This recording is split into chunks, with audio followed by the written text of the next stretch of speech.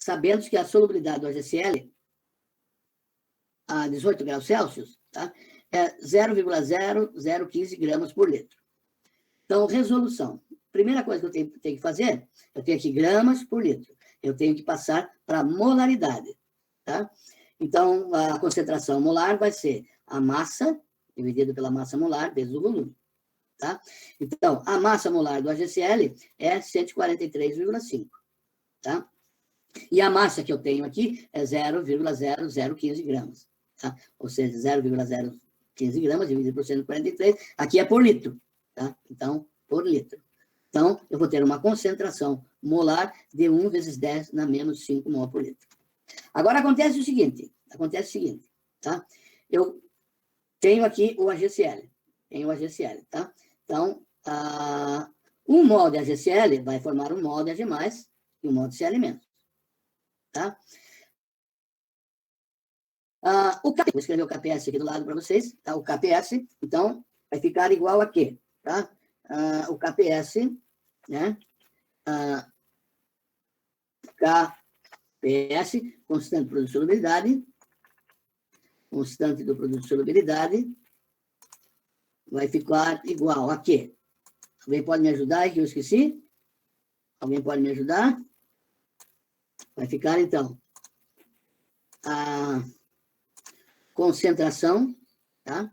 O KPS vai ficar igual, oh, meu Deus, vai ficar igual, né? A concentração do íon Ag+, multiplicada pela concentração molar do íon Cl-, tá? Esse aqui é o KPS. Esse é o KPS do HCl, tá? Elevado ao expoente 1, que aqui é 1 e aqui é 1, tá? Então, esse aqui. Eu tenho X, 1 mol de HCl, né? Ficou em equilíbrio com seus íons de solução, então tem um mol desse aqui, um mol desse, X e um mol desse aqui, tá? Calculando o KPS, então, a concentração de Ag+ é X, e a concentração de Cl- também é X. Então, vai ficar X ao quadrado. Tá? Como eu tenho a concentração molar dos dois sais ali do X, né, que é 1 vezes 10 a menos 5, então 1 vezes 10 a menos 5 elevado ao quadrado, o KPS vai ser 1 vezes 10 a menos 10. Tá? Então, nessa situação aqui, o KPS nessa temperatura de 18 graus, né, e com essa solubilidade, então, vai ser o coeficiente de solubilidade 1 vezes 10 a menos 10. Tá? Um outro probleminha aqui, então. A solubilidade do cromato de prata é 0,036 gramas por 100 ml. Calculam o produto de solubilidade do cromato de prata, do Ag2Cr4, né? Admitindo-se que o mesmo encontra-se 90% dissociado. Então, vamos lá. Então, 0,036 tá? É em 100 ml. Só que eu tenho que passar isso para litro, que eu vou ter que calcular mol por litro. Tenho que calcular a concentração molar. Então, vai ficar igual a 0, uma regra de 3, de 0,036 gramas por litro. Tá? Então, a concentração agora vai ser a massa, né? Que é essa massa que eu tenho aqui de 0,036, sobre a massa molar do cromato de prata, fazendo as contas ali da 332,1, né? 332 vezes 1, que é por litro. Tá? Ou seja, a concentração molar, então, do cromato de prata vai ficar 1,8 vezes 10 a menos 4. Tá? Só que ele está 90% dissociado. Tá? Ou seja, 90 dividido por 6 igual, o alfa dele é igual a 0,9, né? Então, o X dele vai ficar o Cx vezes o alfa, né? Aquela concentração que eu calculei ali, vezes o alfa. Tá? Então, 1,8 vezes 10 a menos 4, que é esse valor aqui, só que eu tenho 90% disso aqui, 0,9. Então, eu vou ter o valor do X de 9,72 vezes 10 a menos 5 e 1 grama por litro, ou mol por litro. Tá? Então, aqui eu tenho agora o KPS, tá? O KPS dele vai ser o seguinte, tá? O KPS vai ser, eu tenho o Ag2Cr4, tá? 2 Ag+, mais um cromato, tá?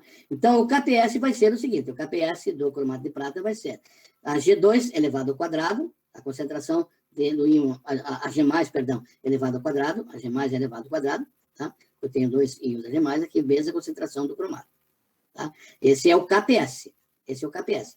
Agora, na formação do sal aqui, né, então, na dissolução do sal, um mol, então, de Ag2CrO4 vai formar 2 moles de prata, 2x de prata e 1 mol de cromato.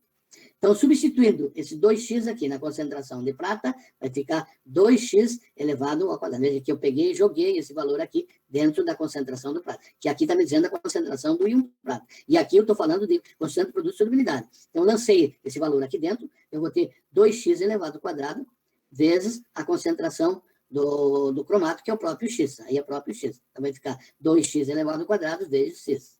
Tá? Aí, fazendo as continhas,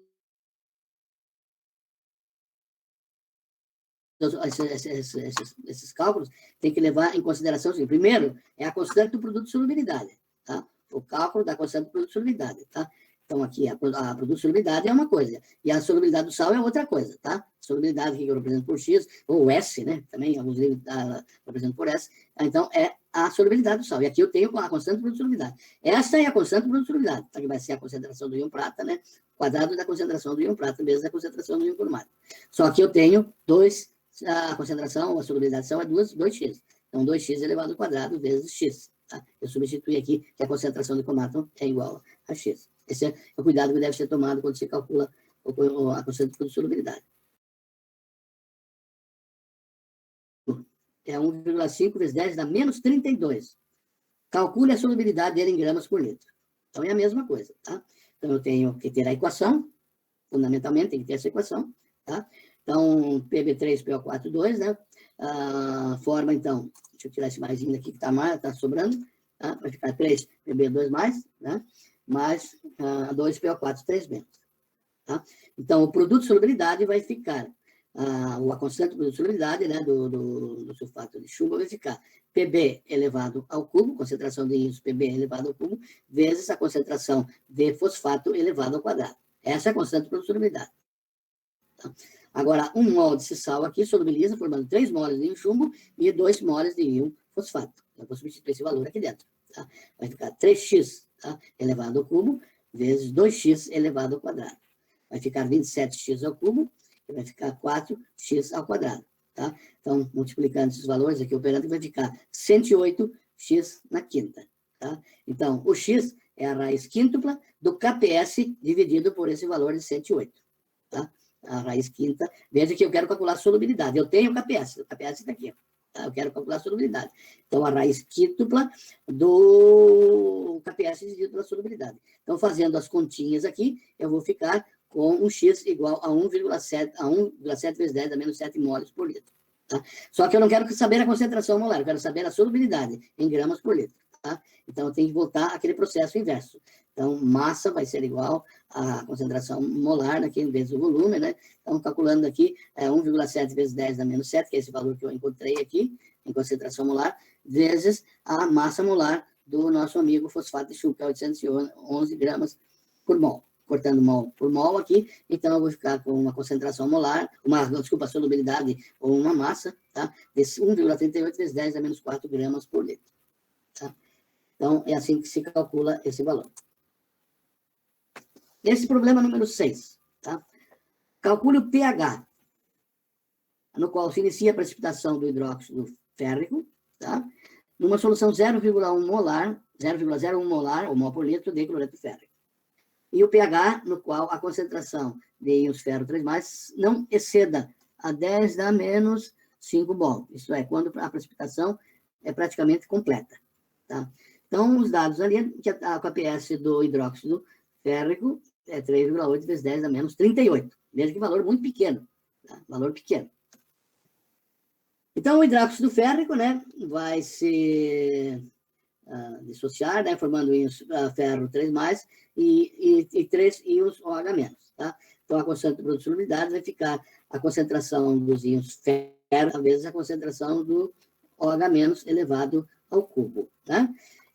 Isso aqui é igual ao produto de solubilidade, que é 3,8 vezes 10 a menos 38. Tá? Então, como a concentração do ferro, no primeiro caso ali, né, é 10 a menos 2 mol por litro, tá? A concentração dos íons de hidroxila é. Então, eu vou extrair a concentração do íon de hidroxila desse valor aqui, que vai ficar a raiz cúbica, né, do KPS dividido pela concentração do ferro. A concentração do ferro está aqui, que é a concentração do cloreto, é 0,01 mol por litro, ou seja, 3,8 vezes 10 na menos 38 dividido por 10 na menos 2, tá? Então, eu tenho uma concentração de OH- aqui de 1,56 vezes 10 na menos 12.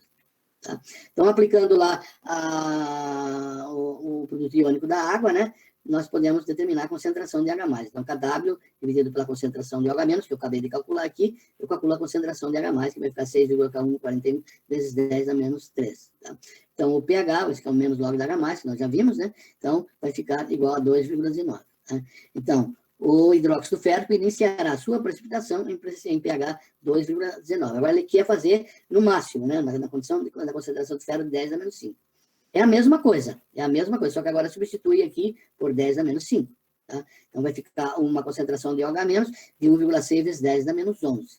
Tá? E daqui também, através do produto iônico da água, eu determino a concentração de H+, e, consequentemente, determino o pH. Tá? Então, o pH vai ficar em 13,20 o valor.